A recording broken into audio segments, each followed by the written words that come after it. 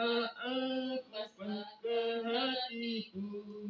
Sekarang aku menyerahkan jiwaku. Sucikanlah putih seperti salju, putih bersih seperti salju. Sucikanlah Tuhan seperti salju. Ayat 4. Ya Yesus, sekarang aku menantikan, dan aku tak Tuhan takkan tolakkan. Berikanlah rahmat-Mu kepadaku, sucikan aku seperti salju, putih bersih seperti salju. Sucikan aku putih seperti salju. Mari kita berdoa. Bapa kami di surga, terima kasih Tuhan kami ucapkan kehadiran-Mu pada malam hari ini atas segala berkat dan kasih-Mu sepanjang hari kudus-Mu Tuhan telah memeliharakan kami. Dan pada malam hari ini Tuhan kami mau mempelajari sebagian firman-Mu dan memberkati kami. Biarlah kasih Tuhan melalui Tuhan Roh Kudus-Mu untuk membimbing kami dan mengajar kami, agar apa yang kami pelajari dan kami dengar dapat kami mengerti dan juga dan memahaminya, sehingga kami dapat menghidupkannya di dalam kehidupan kami sehari-hari. Yang Tuhan percayakan pada kami Tuhan, dimanapun mereka berada pada saat ini, Tuhan berkati mereka di tempat masing-masing, dan juga saudara kami Tuhan berkati juga di dalam kehidupannya masing-masing, berkati kami semua di dalam kesehatan. Begitu juga dengan teman-teman kami ya Tuhan yang sedang berduka pada saat ini, berilah penghiburan yang berasal daripada-Mu ya Tuhan, agar keluarga mereka itu Tuhan terhibur. Padamu kami berserah Tuhan, hanya padamu kami memohon, dengarkanlah doa permohonan kami ini dalam nama Tuhan Yesus kami berdoa dan mengucap syukur. Amin.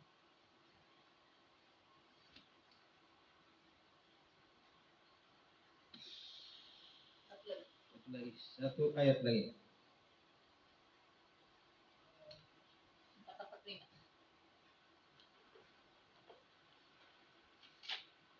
445. Empat lima.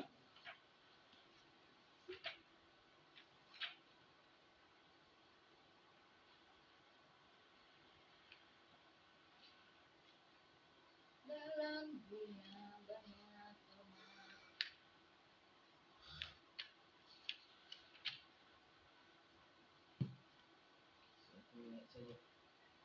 Dalam dunia banyak amat pencobaan kita. 2, 3.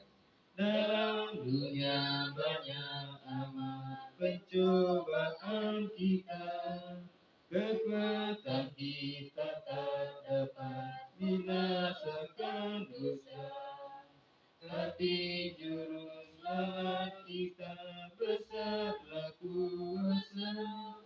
Janganlah orang saling kenakan percaya, percaya yang menang, percaya yang menang.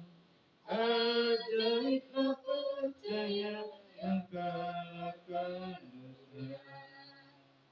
4. Semua orang yang menang dapat juga putih di depan para malaikat, engkau diakui. Nyalakanlah percayamu dan beranikan hati, dan haraplah pada Tuhan, baginya pujian. Percaya yang menang, percaya yang menang. Ajaiblah percaya yang kalahkan dunia. Selamat kepada kita semua.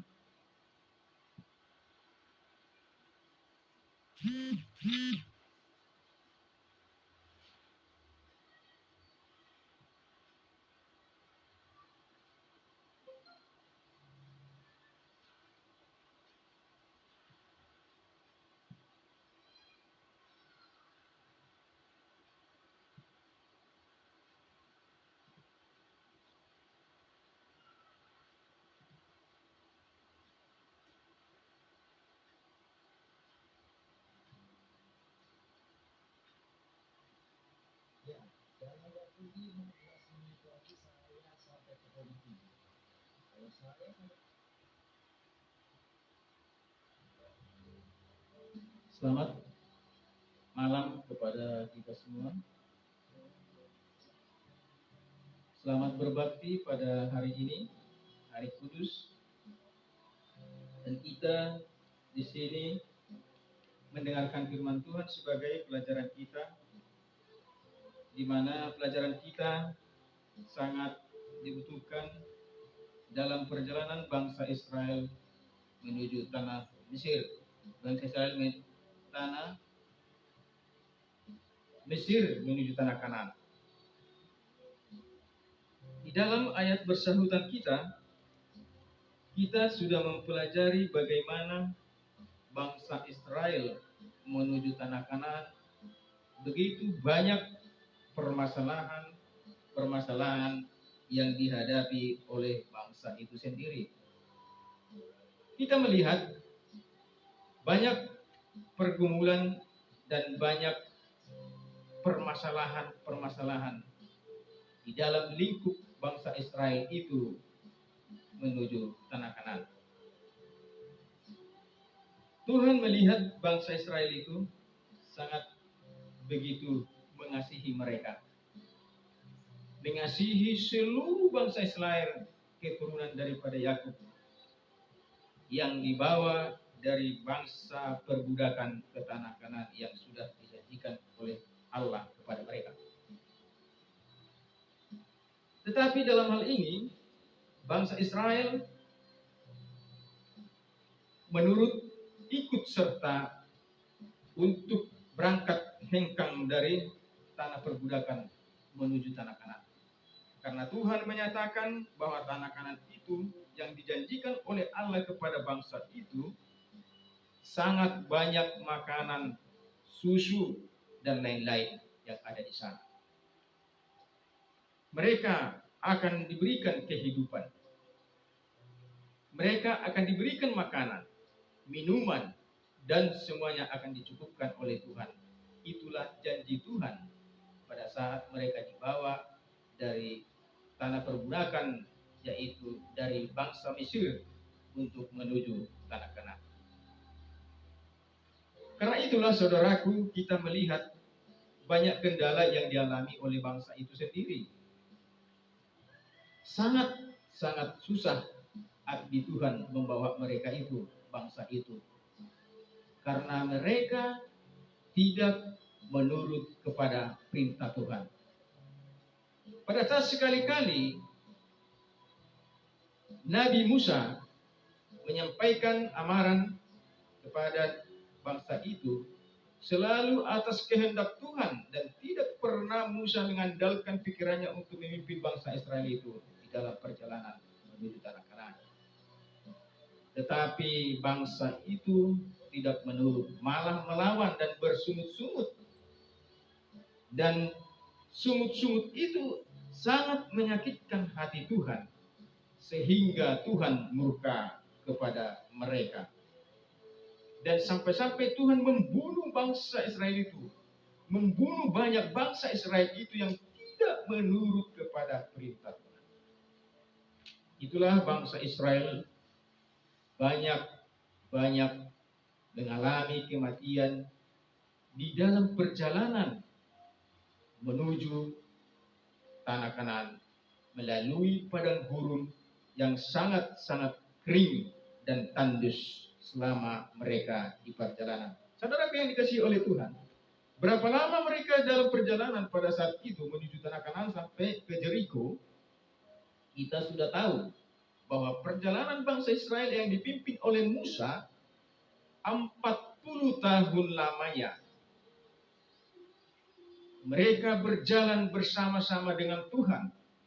Pada saat mereka berjalan siang, awan akan melindungi mereka. Awan yang diberikan oleh Tuhan untuk melindungi mereka akan menaungi mereka di dalam terik panas matahari pada saat mereka berjalan.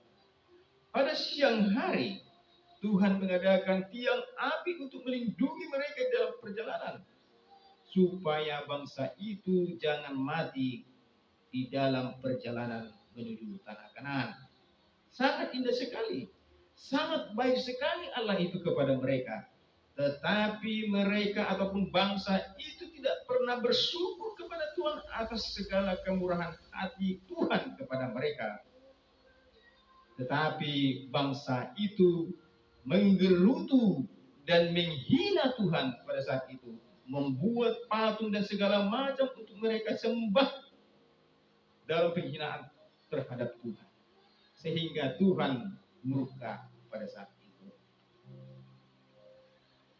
Dan saudaraku yang dikasihi oleh Tuhan, di mana perjalanan bangsa Israel ini adalah sebagai diaplikasikan kepada kita pada akhir zaman ini sebagai aplikasi perjalanan iman kita menuju yaitu Firdaus yang sudah dipersiapkan oleh Yesus Kristus.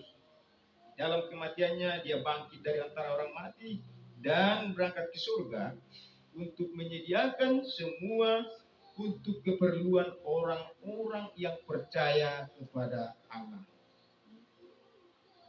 Pada saat itulah Tuhan menyediakan dan memberikan pengharapan kepada semua manusia yang ada di bumi ini. Pengharapan itu akan manusia tunggu dan kita akan menunggunya sampai Tuhan Yesus datang yang kedua kali. Kembali kita ke perjalanan bangsa Israel menuju tanah Mesir. Bangsa Israel menuju tanah Kanaan, yang berangkat dari tanah Mesir menuju tanah Kanaan. Kita melihat karena kedegilan ataupun ketidakbenaran yang dilakukan oleh bangsa Israel di dalam perilaku mereka di dalam perjalanan bangsa itu menuju tanah Kanaan, sehingga pada saat itu bangsa Israel banyak mengalami kematian. Karena apa, saudaraku yang dikasihi oleh Tuhan? Apa yang diberikan, yang disampaikan oleh Tuhan kepada mereka karena ketidaktaatan mereka? Karena mereka mengalami kematian itu karena kelaparan, karena dibunuh orang, dan karena penyakit sampar di dalam perjalanan itu. Dalam perjalanan kehidupan bangsa Israel, sama juga di dalam kehidupan iman kita, bangsa Israel iman pada saat zaman sekarang ini. Bangsa Israel berpikir sesudah Yesus ataupun Allah memberikan suatu kepastian pengharapan kepada mereka, akan diberikan tanah Kanaan untuk dapat mereka tempati di sana. Karena di sana ada banyak susu dan makanan yang berlimpah. Itulah yang disampaikan oleh Allah kepada Nabi Musa, disampaikan oleh kepada bangsa Israel. Apakah bangsa Israel itu hanya mengandalkan kasih karunia ataupun kepercayaan terhadap Tuhan tanpa berbuat sesuatu apapun di dalam perjalanan iman mereka menuju tanah Kanaan? Tentu tidak, saudara. Tuhan mengingatkan kepada bangsa Israel supaya melakukan kebenaran, supaya melakukan pekerjaan-pekerjaan yang layak di hadapan Tuhan sesuai dengan hukum Tuhan dan firman Tuhan. Itulah yang diinginkan oleh Tuhan. Itulah yang diinginkan oleh Allah Bapa Surgawi di dalam kerajaan surga. Ternyata bangsa itu tidak mengindahkan apa yang diinginkan oleh Tuhan, apa yang difirmankan oleh Tuhan melalui hambanya Musa dan Harun. Mereka tidak mau setulus hatinya untuk bersama-sama dengan Tuhan di dalam perjalanan bangsa Israel itu menuju tanah Kanaan. Perjalanan bangsa Israel sebenarnya dari Mesir ke tanah Kanaan hanya bisa sebenarnya ditempuh dalam 40 hari. Tetapi mereka sampai di dalam perjalanan menuju tanah Kanan, Jericho, sampai mereka mengalami 40 tahun perjalanan baru mereka sampai. Itulah sebabnya saudaraku yang dikasihi oleh Tuhan, di dalam perjalanan bangsa Israel ini merupakan satu perjalanan bangsa di dalam kehidupan kita. Bangsa kehidupan kita, bangsa zaman sekarang ini, akhir zaman, menentukan kehidupan kita akan layak kita di hadapan siapa? Di hadapan Yesus Kristus. Jika kita mendengarkan bagaimana Yesus ataupun bagaimana Allah bertindak kepada bangsa Israel pada saat mereka, bangsa itu menggerutu kepada Nabi Musa, apa yang mereka dapatkan sesudah mereka menggerutu dan bersungut-sungut di hadapan Tuhan melalui hambanya itu, yaitu Musa. Demikianlah firman Tuhan. Di dalam Ulangan pasal 1 ayat yang ke-34. Ketika Tuhan mendengarkan gerutumu itu, ia menjadi murka dan bersumpah, tidak seorang pun dari orang ini, angkatan yang jahat ini, akan melihat negeri yang baik yang dengan sungguh kujanjikan untuk memberikan kepada nenek moyangmu, kecuali Kaleb bin Yefune, dialah yang akan melihat negeri itu, dan kepadanya lah ia anak-anaknya akan kuberikan negeri yang dijanjikan itu, karena dengan sepenuhnya hatinya ia mengikuti Tuhan. Ayat ini ya Tuhan, ayat ini saudaraku, Tuhan menjanjikan kepada bangsa Israel. Tetapi bangsa Israel, jemaah Israel yang berangkat dari Mesir menuju tanah Kanan, yang lahir dari Mesir itu hanya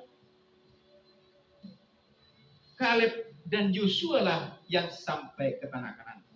Selebihnya mereka mati di dalam perjalanan karena ketidaktaatan bangsa itu untuk mengikuti Tuhan dan mengikuti firman Tuhan. Itulah sebabnya saudaraku, kenapa mereka sampai 40 tahun dalam perjalanan, sampai mereka mengalami perkemahan ini, hampir 50 mengadakan perkemahan mereka di dalam gurun itu, di panjang gurun pada saat itu, untuk menempuh jauhnya daripada tanah Kanan yang sudah dijanjikan oleh Allah kepada bangsa itu sendiri. Saudaraku yang dikasihi oleh Tuhan, apa yang kita petik dari permasalahan ataupun sejarah bangsa Israel yang keluar dari tanah Mesir sampai ke tanah Kanaan?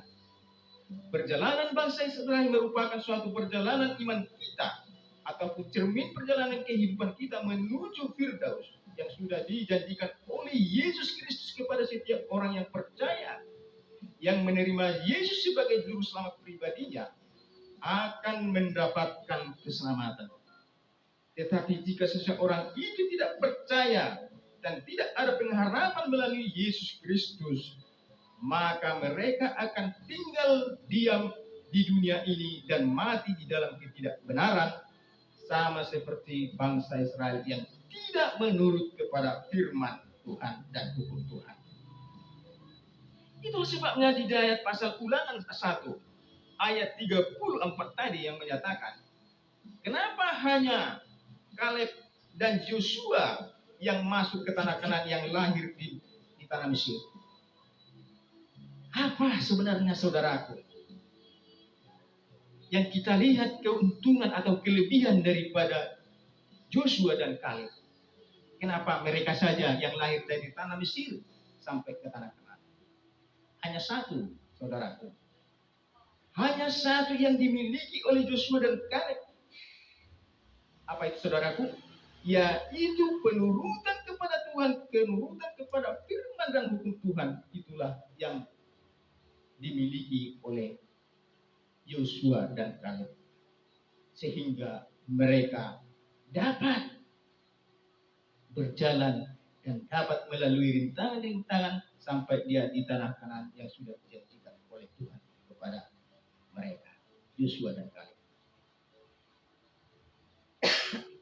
Lihat saudaraku, bagaimana Musa dan Harun. Kenapa nabi ataupun imam daripada Harun tidak juga sampai ke tanah Kanaan? Kenapa saudaraku? Karena abdi Allah itu, Musa dan Harun, menentang ataupun melanggar peraturan dan tidak menurut apa yang sudah difirmankan, apapun yang sudah dijanjikan oleh Allah kepada mereka. Kesalahan yang fatal yang sudah mereka lakukan, sehingga mereka tidak dapat untuk sampai ke tanah Kanaan yang sudah dijanjikan oleh Allah kepada mereka. Hanya satu yang bisa diberikan oleh Allah kepada Musa dan Harun.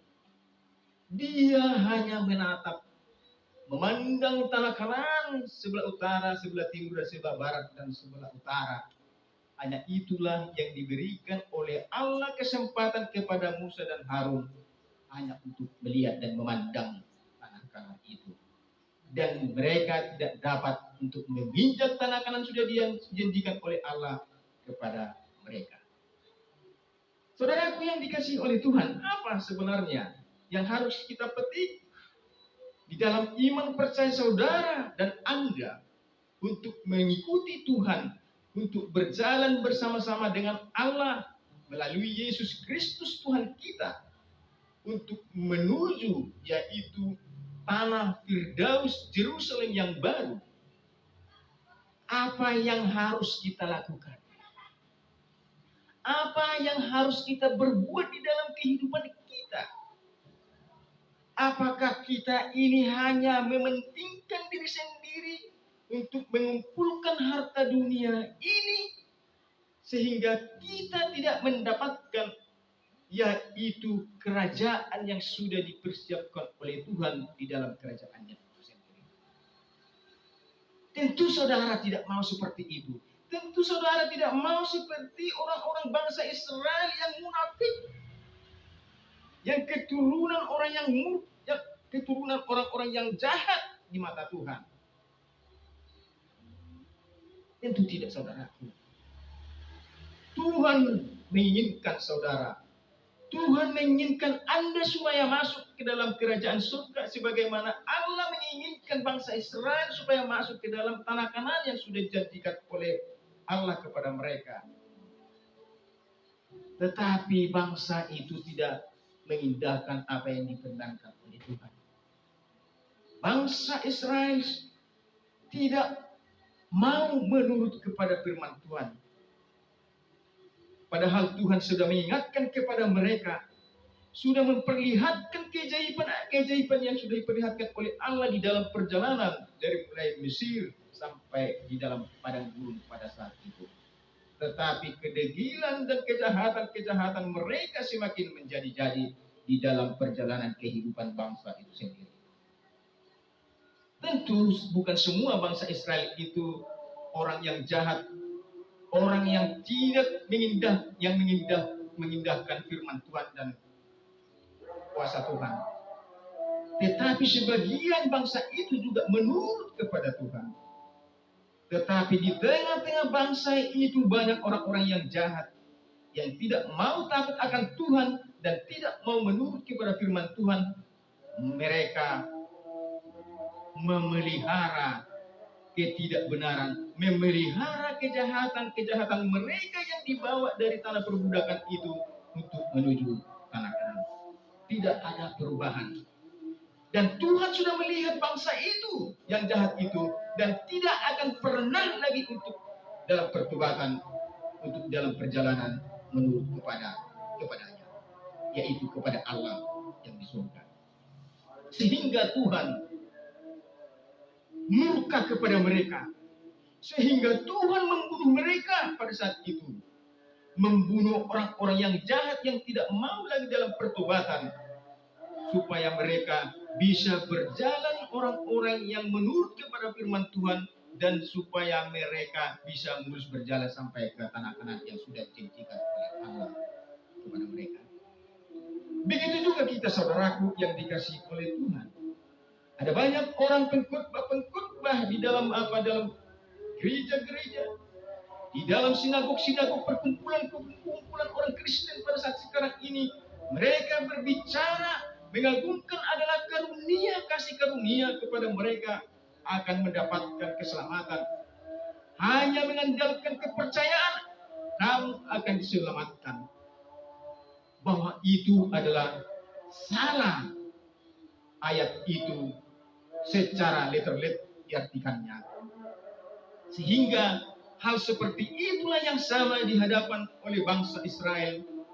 Hanya mengandalkan kepercayaan mereka tanpa perbuatan apa-apa pun di dalam perjalanan itu. Tanpa ada pengorbanan di dalam perilaku mereka. Sehingga mereka mendapatkan kematian di dalam perjalanan itu sendiri. Tidak masuk ke tanah Kanaan. Kita pun, saudaraku yang dikasihi oleh Tuhan, jika saudara ini mengikuti Tuhan menuju tanah Kanaan, tanah perjanjian, yaitu Yerusalem yang baru, apa yang harus saya lakukan? Apa yang Anda lakukan? Apa yang harus saudara lakukan untuk supaya mendapat sampai